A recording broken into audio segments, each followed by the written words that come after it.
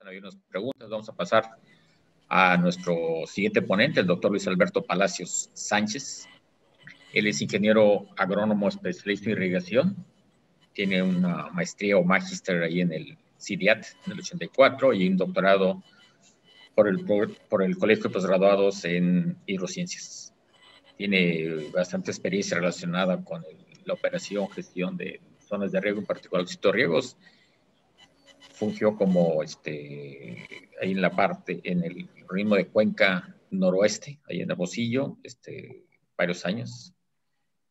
En la comisión, lo que sería la antigua Comisión Nacional de Plan Hidráulico, y actualmente pues es consultor en varios proyectos relacionados con sensores remotos y geomática en general. Tiene varias actividades relevantes, ha sido consultor en diferentes proyectos interesantes relacionados con la FAO, con la OMM, Banco Mundial, Colegio de Graduados en la Universidad de Sonora y el Colegio de Sonora. Y bueno, ha desarrollado modelos de sistemas de información gráfica para análisis de imágenes satelitales y sobre todo el aprendizaje automático. Es un proyecto que estuvo, de hecho, como zona prototipo aquí en el noroeste de México y que tiene relacionado con el manejo sustentable del agua de riego, ¿no? Pues como ven, es todo un experto, el doctor Palacios. Y pues bienvenido, doctor. Vamos a, para que nos pueda compartir, y adelante, y gracias por aceptar ser parte de compartir su experiencia. Adelante, doctor. Pues muchas gracias y pues a ustedes por haberme invitado, ¿no? Pues vamos a esto, ok. Bien, vamos a ver el análisis geomático en la agricultura de riego. Nos vamos a basar en una plataforma que es Google Earth Engine. Y pues primero vamos a recordar lo que era la geomática, como ya lo explicó muy bien el doctor. Pues básicamente nada más decir que es la ciencia que se ocupa de la gestión de información geográfica mediante la utilización de tecnologías de información y comunicación. Engloba varias disciplinas y tiene muchas aplicaciones. Incluye pues todo el procesamiento, ¿no? Adquisición, captura, modelado, tratamiento, etc. Bien, nosotros nos vamos a basar en Google Earth Engine. ¿Qué es Google Earth Engine? Bueno, Google Earth Engine es parte de un acervo tecnológico de Alphabet, que es la matriz de Google, que incluye Android, Google Earth, Chrome, búsqueda de Google, Google Maps, TensorFlow, que es para inteligencia artificial, Gmail, YouTube y finalmente Google Earth Engine. Y como Google, como Facebook, conocen nuestros secretos más oscuros, pues puse aquí que me pirateé esto, ¿no? Bien, ¿qué consiste Google Earth Engine? Consta de tres cosas. Primero, un catálogo enorme de datos geoespaciales. Son 7 petabytes de datos. 7 petabytes es, bueno, un petabyte es 1024 elevado a la quinta potencia o más de 10 elevado a la 15ª potencia. Cuenta con imágenes Landsat, Sentinel 1 y 2, MODIS, datos vectoriales, modelos digitales de elevación, cobertura terrestre, atmósfera y clima.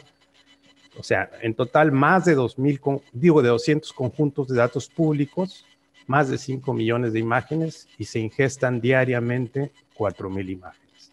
Lo mejor de todo es que podemos subir nosotros nuestros propios datos vectoriales, tablas e imágenes.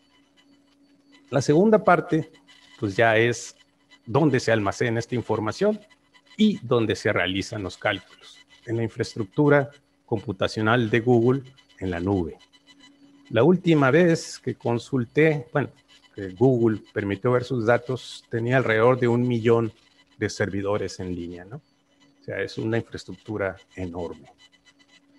Y al final, pues tenemos la tercera parte, que es la interfaz de programación de aplicaciones, el API, que es donde nosotros programamos. Básicamente tiene lo que es JavaScript y Python. También existe NR. ¿Por qué JavaScript y Python? Bueno, Python es el lenguaje más utilizado en todo el mundo.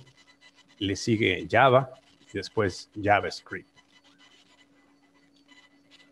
Con esto se pueden hacer aplicaciones a escala mundial. Por ejemplo, CollectAir es un sistema desarrollado por la FAO que permite visualizar y analizar parcelas con el fin de estimar la deforestación, otros cambios de uso. Tenemos el Global Forest Cover Change, o sea, el cambio global de la cobertura de bosques, que analiza cerca de 130 millones de kilómetros cuadrados, donde año con año se va viendo cómo ha ido variando la cobertura forestal.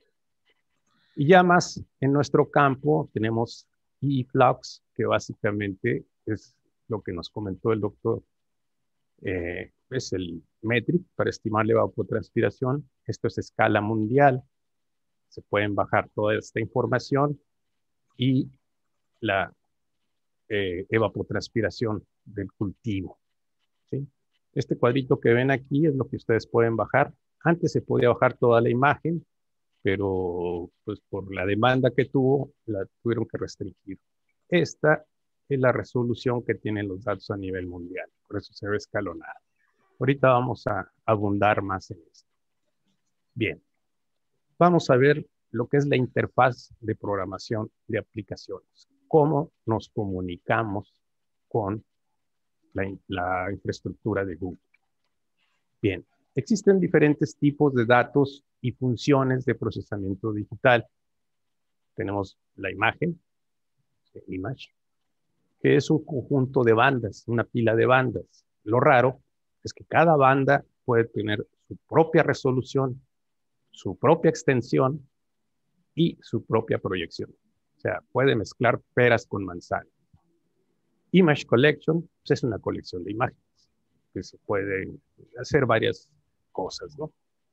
Feature es la unidad vectorial básica de Google Earth Engine. Puede ser un punto, línea, polígono, o digo, con sus metadatos asociados, ¿no? O simple y sencillamente los puros metadatos. Cuando se suben tablas, por ejemplo, se sube, no sé, los datos de una estación meteorológica, pues eso no tiene, puede o no tener información geométrica. Feature Collection, pues qué raro, es una colección de features, ¿no?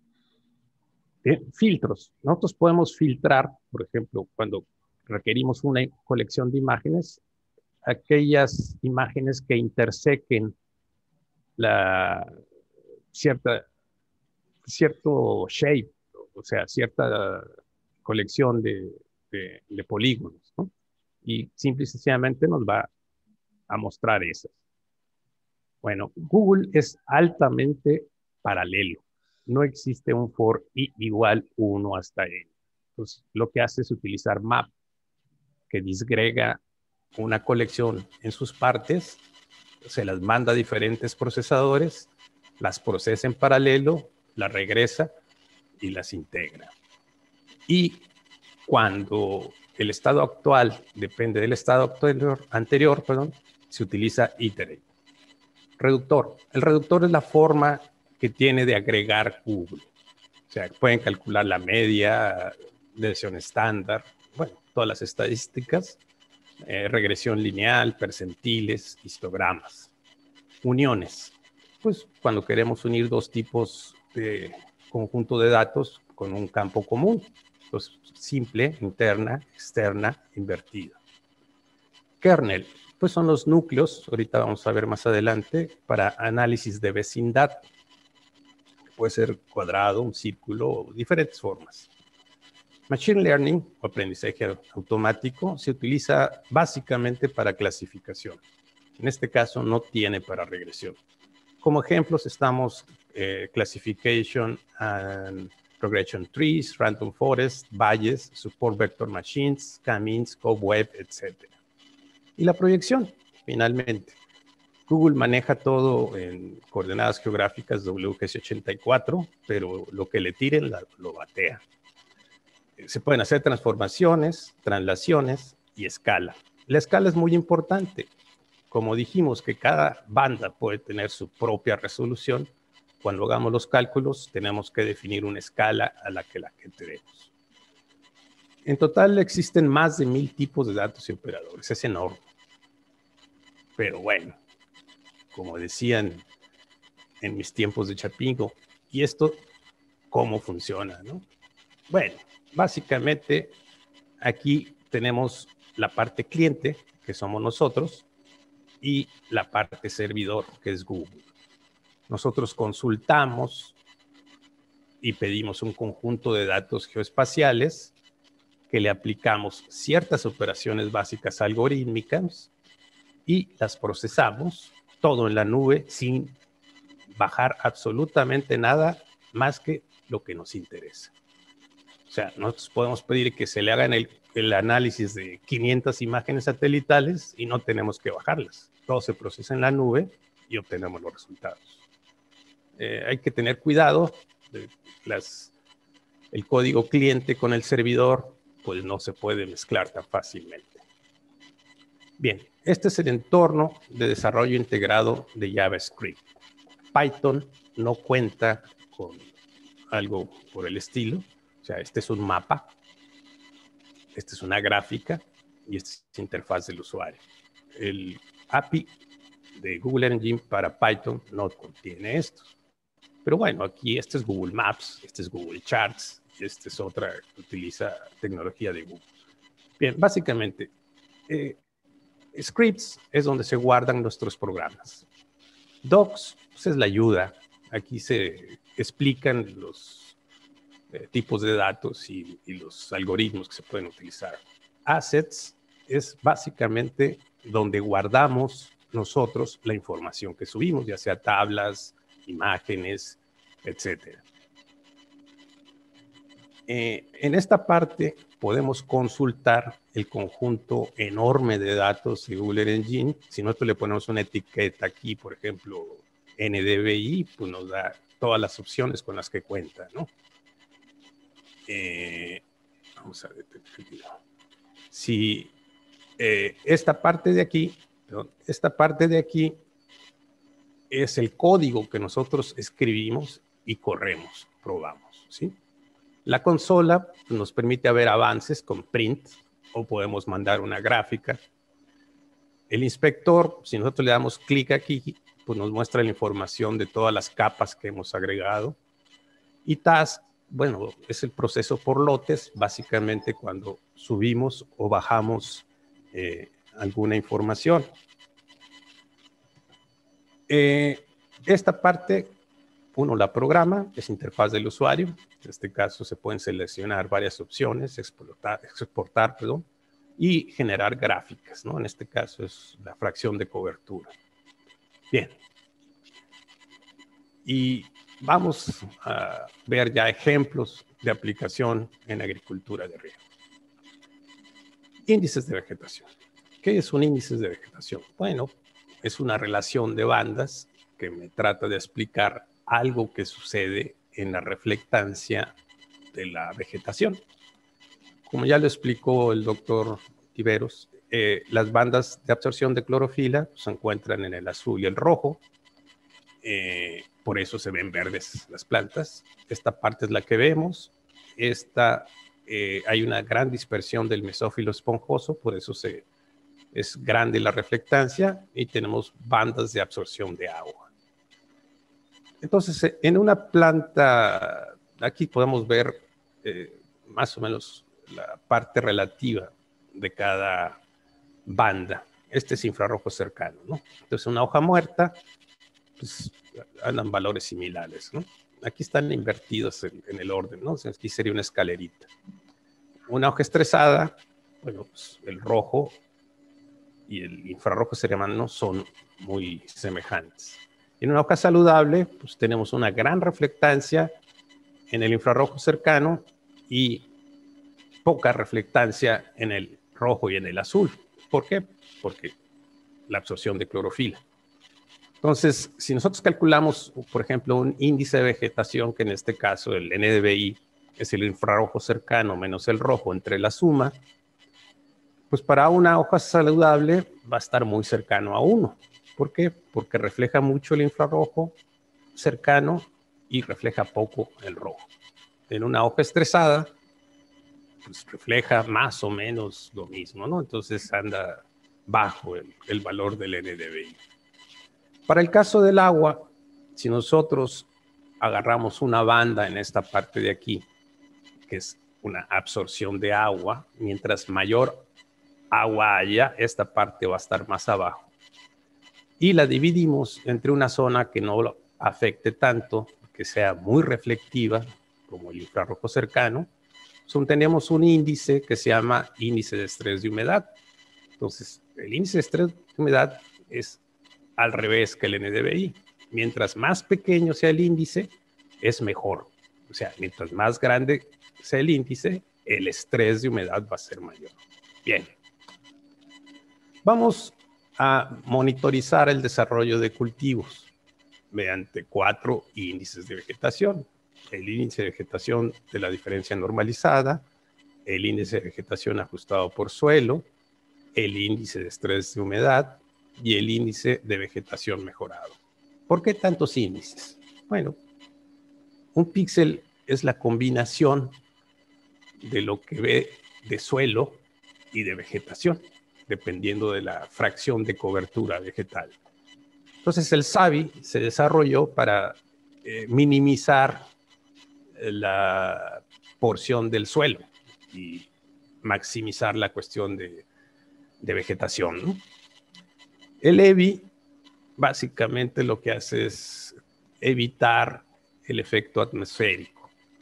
Si se acuerdan de las imágenes, la luz viaja del sol, se refleja en la Tierra y regresa al sensor. O sea, atraviesa 2 veces la atmósfera. Entonces, hay un efecto atmosférico que se minimiza si se incluye la banda azul. Bien, vamos a ver cómo se desarrolla en una constelación de 4 satélites. Landsat 7, Landsat 8, Sentinel-2A y Sentinel-2B.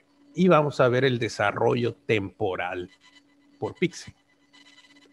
Pero antes de poder hacer eso, pues necesitamos armonizar, o sea, poner en armonía las bandas. Esta es la infrarroja cercana de los, de 3 satélites.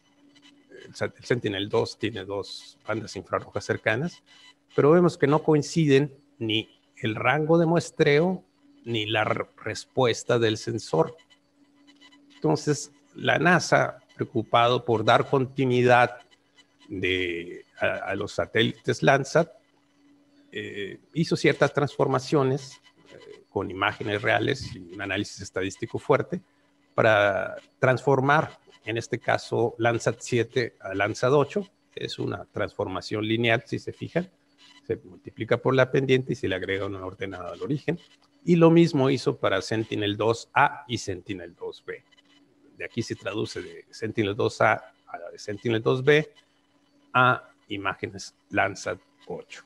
Bien, una vez hecho esto, pues ya no estamos sumando peras con manzana.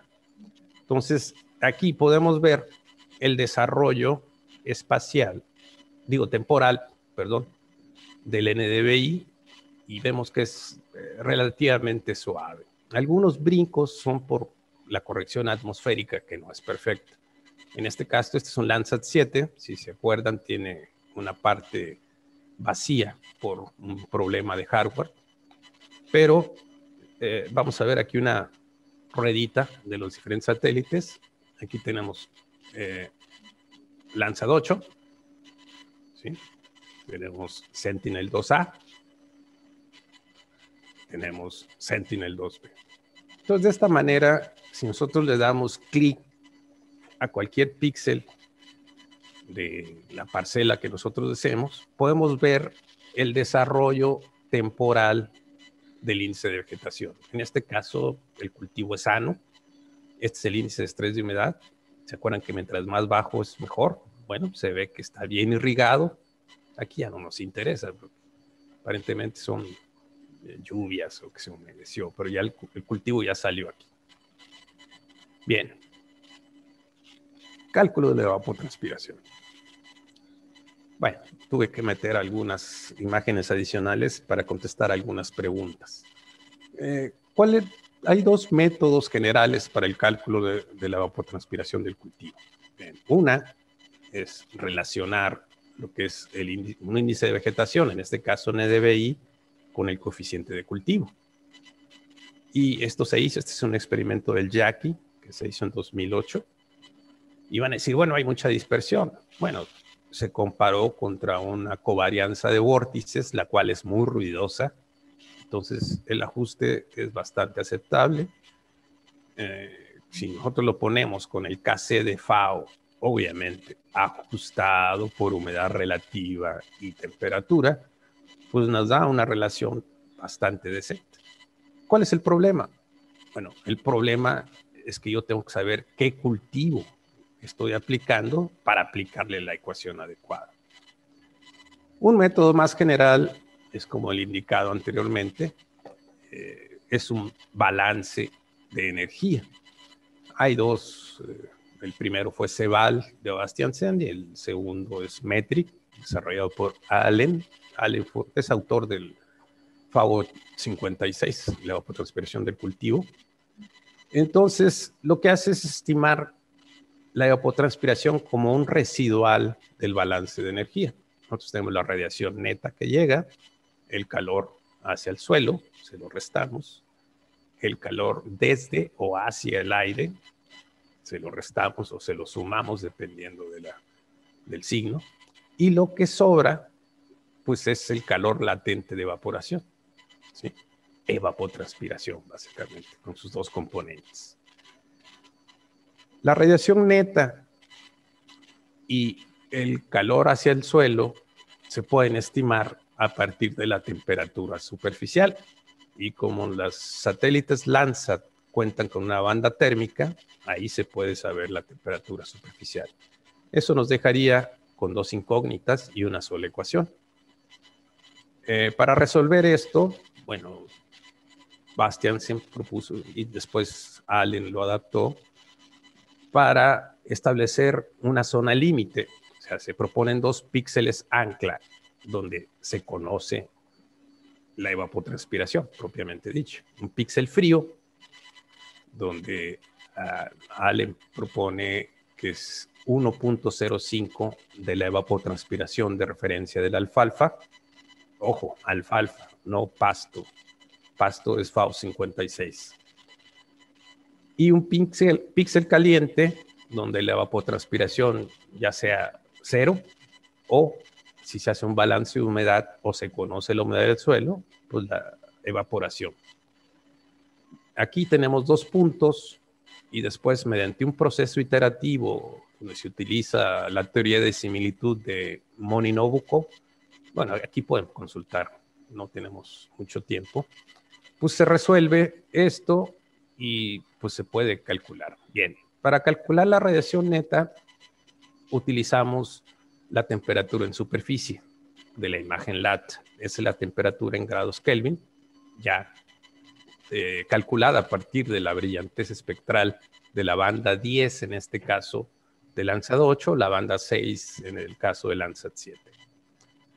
Bueno, en este ejemplo, nosotros, este es Metric, es la joya de la corona, 1800, más de 1800 líneas de programación.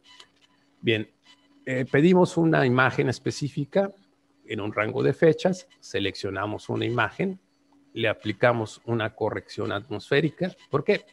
Bueno, insisto, la atmósfera atenúa o muchas veces aumenta la señal radiométrica.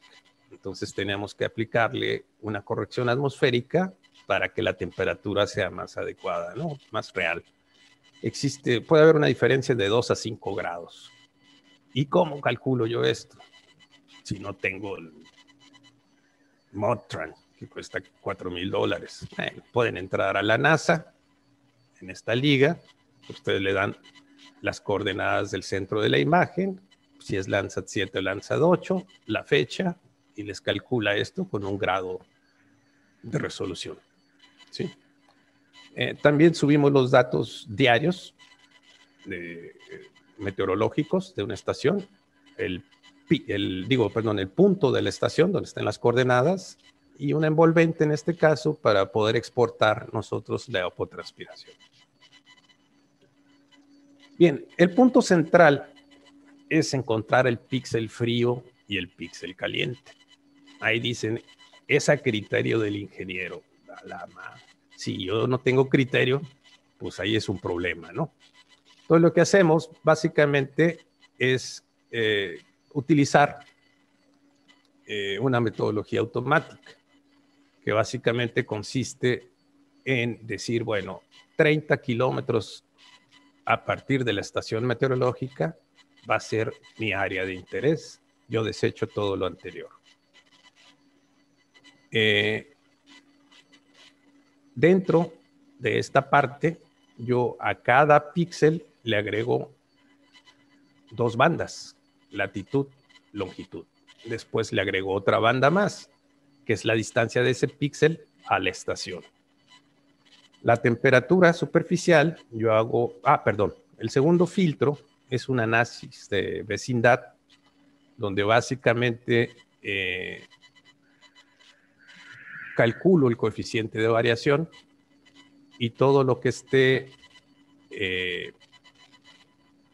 arriba, sea superior al 15%, en una vecindad de 3×3, lo elimino y me quedo con lo que sea inferior o igual a 15%. De ahí, la temperatura superficial, hago un histograma y en el percentil 1, o sea, el 1% inferior, más menos 0.25 Kelvin, selecciono todos esos píxeles. El NDVI, en el píxel frío, pues debe ser muy alto, 99, o sea, el percentil 99, más menos 0.01, selecciono todos los píxeles. Y finalmente, el albedo tiene que ser mayor que 0.18. ¿Por qué? Porque puede haber frutales, o sea, el frutal tiene NDVI alto y una temperatura superficial baja. El problema es que no cumple la condición que estableció Allen. Entonces se eliminan de esa manera los frutales o los árboles en general. ¿Y cuál selecciono? Pues el que esté más cerca de la estación. Píxel caliente, lo contrario. Temperatura superficial, 99%, percentil, más menos 0.25. NDVI, 1%, más menos 0.01, albedo sin restricción. Entonces, esta es la parte central, porque de aquí depende todo lo demás. Y aquí tenemos el píxel frío, aquí tenemos el píxel caliente y aquí tenemos la estación. Este es un nogal, esta es la costa de Hermosillo, que es donde vivo, cerca. Y el nogal tiene temperatura muy baja, tiene un NDVI muy alto. Afortunadamente, pues tiene el albedo bajo, ¿sí? Entonces, por eso se fue sobre, debe ser trigo o garbanzo. Bien. Entonces, calculamos la evapotranspiración de referencia de la alfalfa y tenemos los datos de la evapotranspiración de referencia del pasto, que es el que calcula la estación automática. Los tenemos en datos horarios. Bueno, pasamos de este a este y ya calculamos todo con FAO 56. Y del horario, pues, lo podemos pasar al dato diario, ¿sí? Y aquí tenemos la evapotranspiración. Esta es de la costa de Hermosillo. Los valores son muy, muy buenos. Estoy en proceso todavía de calibración. Aquí, si se acuerdan, es la misma imagen que mostré de eFlux. Allá tenía 10, aquí da 14, pero bueno, allá estaba enmascarada esta parte del mar. Y como en el mar la vida es más sabrosa y todo es felicidad, pues no nos interesa. Entonces, esta es una forma de calcular la evapotranspiración sin tener que conocer qué cultivo tengo. Y da muy buenos resultados por lo que estoy viendo. Bien, Python. Habíamos hablado puro JavaScript. Python y Google Earth Engine. Una forma de manejarlo es a través de cuadernos Jupyter. ¿Qué es un cuaderno Jupyter? Bueno, es la unión de texto enriquecido con código. O sea, se pueden mezclar gráficas y todo, ¿no? Que está alojado en una página web. Se llama Jupyter porque los primeros 3 lenguajes que se utilizaron en este tipo de cuadernos eran Julia, Python y R. Afortunadamente, Google Earth Engine pues también nos pone a disposición algo que se llama Google Colab, que básicamente es computación en la nube, uso gratuito de GPU para el desarrollo de algoritmos de inteligencia artificial. Y pues Python no necesita el API de Google para poder mostrar mapas o mostrar gráficas, dado que, bueno, si algo le sobra a Python son bibliotecas, en este caso Folium para poder mostrar mapas o Matplotlib para poder mostrar gráficas, ¿no? Este está alojado en GitHub y es un ejemplo, este no lo hice yo. Y aquí es un ejemplo de redes neuronales donde básicamente es inteligencia artificial para la estimación de variables biofísicas. Nada más es como ejemplo. Bien. Pero vamos a algo pues, que conocemos mejor, ¿no? Que es el QGIS. Vamos a combinar QGIS con Google Engine a través de un plugin de Google Engine para QGIS, que está en Python. ¿Qué es lo que vamos a hacer? Bueno, este es QGIS. Tenemos el módulo 15 del distrito de Riego 038, Río Mayo. Y lo que queremos hacer es analizar una imagen Sentinel-2, calcular el NDVI, calcular el promedio del NDVI para cada parcela sin bajar ninguna imagen. Entonces, activamos la consola de Python. Obviamente ya instalamos el plugin. Editamos y aquí podemos escribir el código o simplemente abrir el código que queremos. Bien. Este es el código. Y esto es lo que queremos hacer de manera gráfica. O sea, queremos calcular para cada parcela lo que es el promedio. Aquí estoy viendo algo raro. No sé cómo salió. Bien. Entonces, ¿qué es lo que hacemos? Primero, pues importamos el plugin de QGIS. Importamos JSON. No es el de viernes 13. Es la notación de objetos de JavaScript.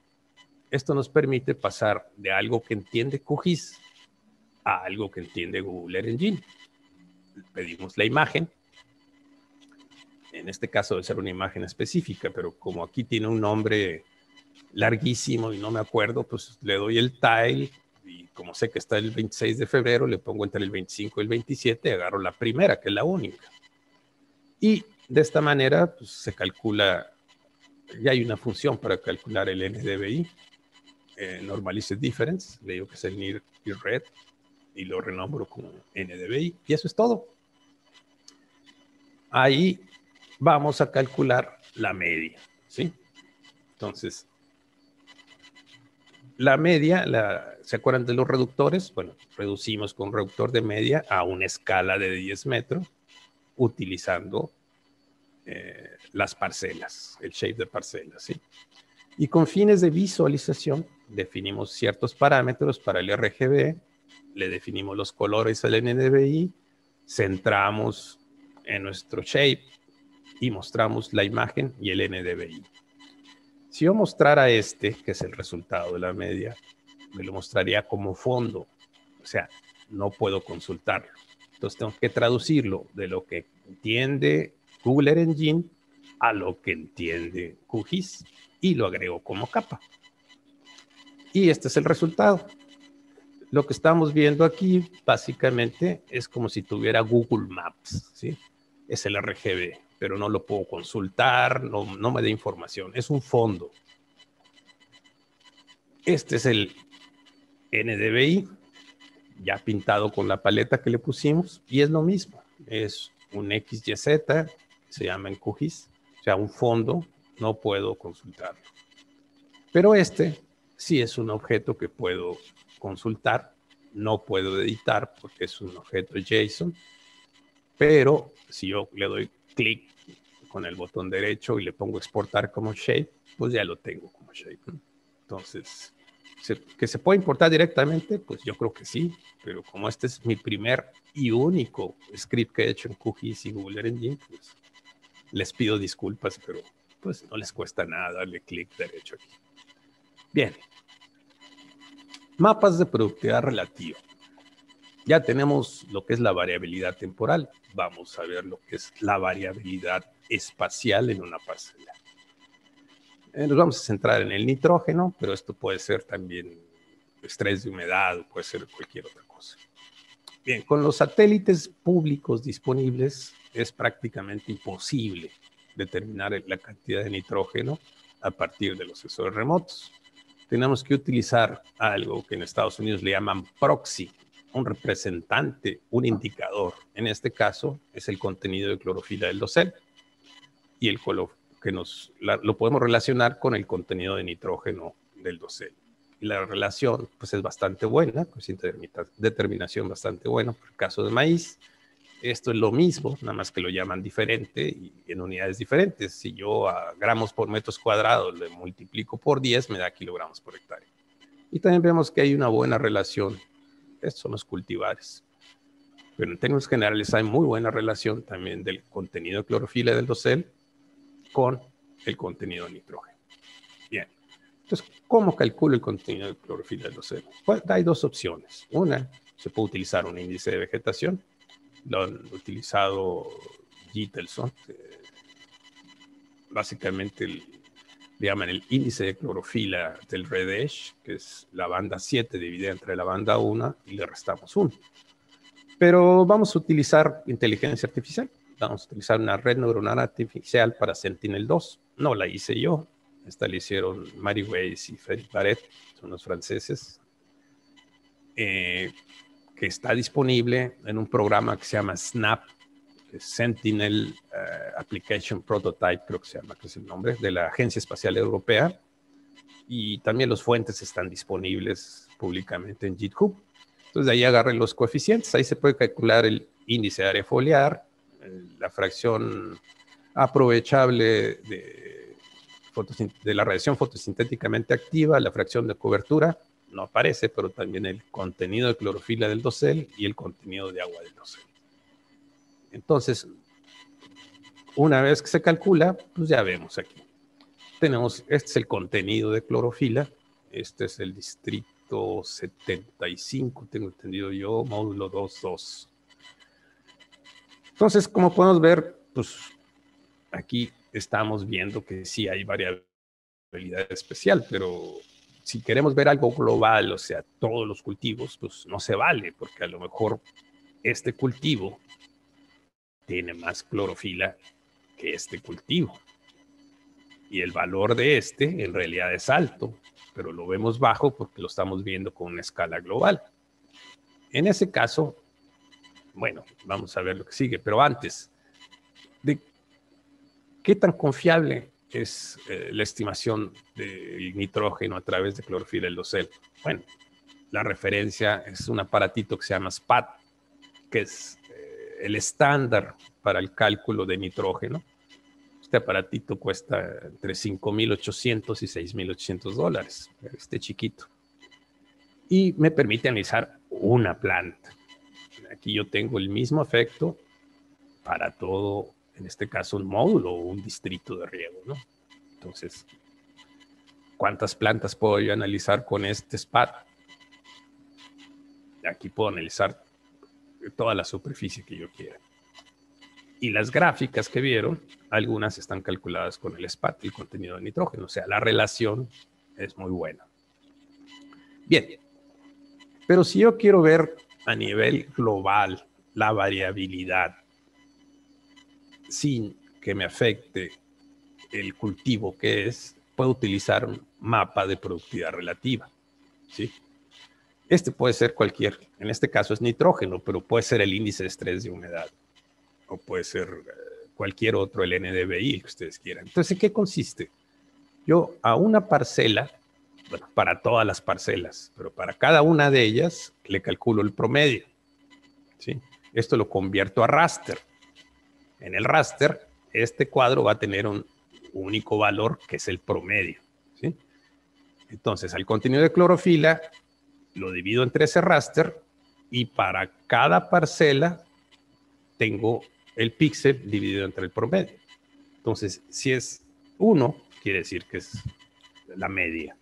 Y de ahí, si es inferior, pues superior, quiere decir que las condiciones son menores a la media o mayores a la media. Entonces podemos ver aquí que hay variabilidad espacial. Bueno, hay algunos que se ven rojo y azul. Esto quiere decir que el azul es vegetación y el rojo es suelo, básicamente. ¿Por qué? Porque estas parcelas, bueno, los polígonos son del catastro, no de los cultivos. O sea, ¿de a quién le pertenece? Y si hay una renta de tierras, pues la pueden hacer como quieran, ¿no? La pueden sembrar como quieran. Entonces, es necesario hacer un ajuste para que los polígonos coincidan con los cultivos. Entonces, por ejemplo, en caso de estrés de humedad, si yo veo una condición así, digo, ah, caramba, el riego no es uniforme.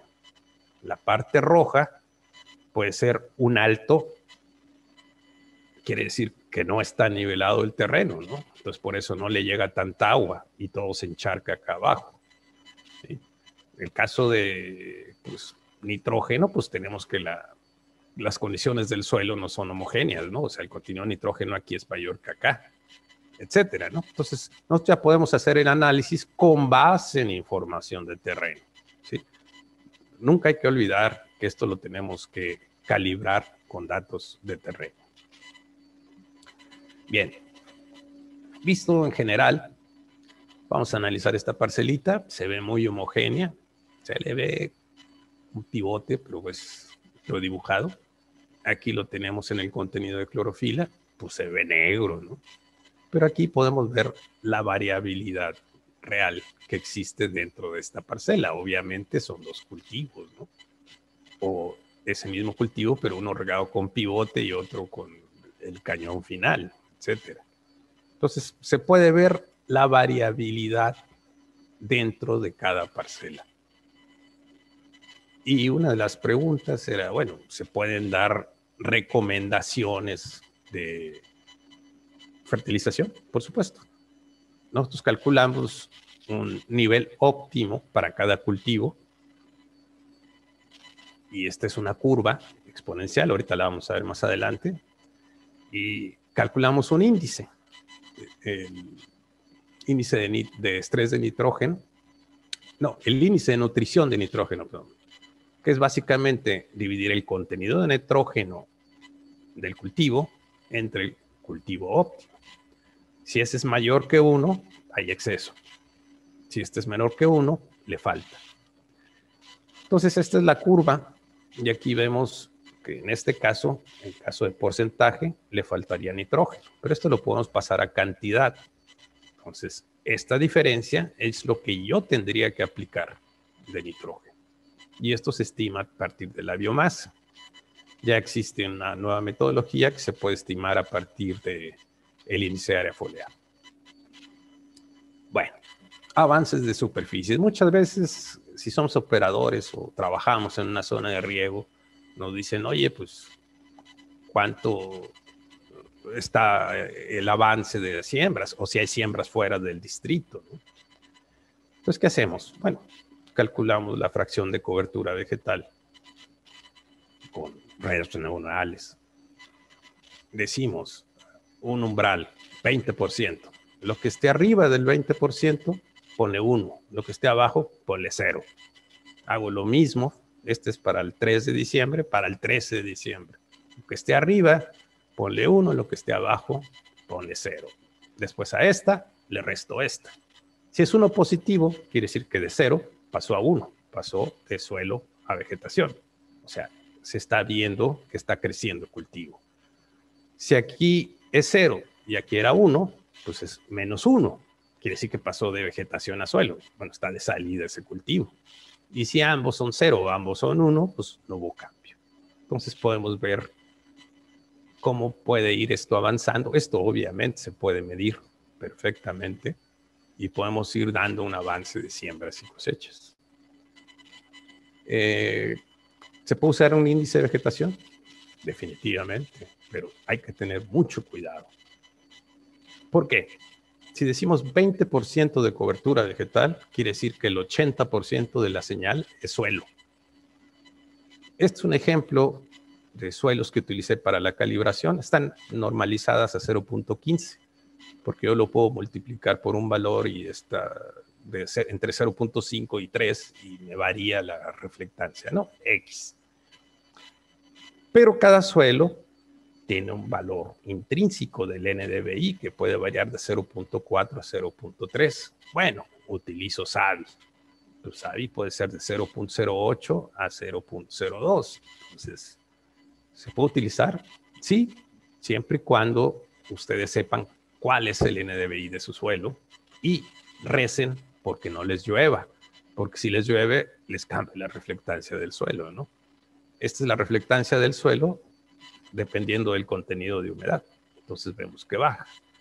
Entonces, yo soy muy partidario de la navaja de Occam, o sea, que dice que en condiciones similares, la solución completa más simple es la adecuada, ¿no? Y en este caso, la más completa simple, pues es utilizar, a pesar de que se utilizan redes neuronales, una fracción de cobertura, porque no tengo que preocuparme por nada más. Bien, detección de cuerpos de agua. Un problema que se ve aquí en México es que hubo hace tiempo, hubo programas de la creación de bordos pecuarios. Entonces, muchos se fueron de largo, sino que le pregunten al exgobernador de Sonora que tuvo que dinamitar una presa, ¿no? Porque se fue largo. Entonces me pidieron hacer, esto es QGIS, obviamente, me pidieron hacer un análisis de todos los cuerpos de agua arriba de la presa para estimar cuánto estaba dejando de llegar. Entonces, la literatura te dice, bueno, utiliza una mediana anual del índice modificado de la diferencia normalizada del agua, que es la reflectancia del verde menos el infrarrojo medio 1 entre la suma. Entonces, lo curioso, estos son jales de minas, ¿sí? Los jales son las presas que están en las minas, pero hay una gran cantidad de falsos positivos en esta zona, ¿sí? Entonces, lo que hice fue utilizar otro método, que es la probabilidad de ocurrencias de agua a partir de imágenes clasificadas. Se utilizó un clasificador genérico de objetos que desarrollé para mi tesis, que básicamente de la forma espectral hace un árbol de decisión, ¿no? Si este es mayor que este y que este, pues es vegetación. Si está muy bajo y el azul es más grande que el infrarrojo, pues es agua, etcétera, ¿no? De esa forma se clasifican diferentes objetos y yo puedo seleccionar el agua, ¿no? ¿Por qué probabilidad entre comillas? Bueno, como es una cuenca grande, no todos los píxeles tienen el mismo número de imágenes, ¿sí? Entonces, yo al dividir las imágenes que clasifico como agua entre el número total de imágenes que tiene cada píxel, pues tengo una probabilidad de ocurrencia. Funcionó muy bien. Sí, hay falsos positivos que después se tienen que arreglar, pero mucho menos que el otro, ¿no? Bueno, y si finalmente les gustan las cosas bonitas, pues pueden hacer compuestos libres de nubes. Este es compuesto de mediana RGB de Landsat de 2019, 30 metros. Es un sombreado de relieve del modelo de elevación digital Shuttle Radar Topography Mission, 30 metros. Y esta es la clasificación genérica de objetos de todo México a 30 metros. Y aquí ustedes pueden inscribirse. Es necesario tener una cuenta registrada. Y pues muchas gracias y estoy a sus órdenes para ampliarle las dudas que tengan.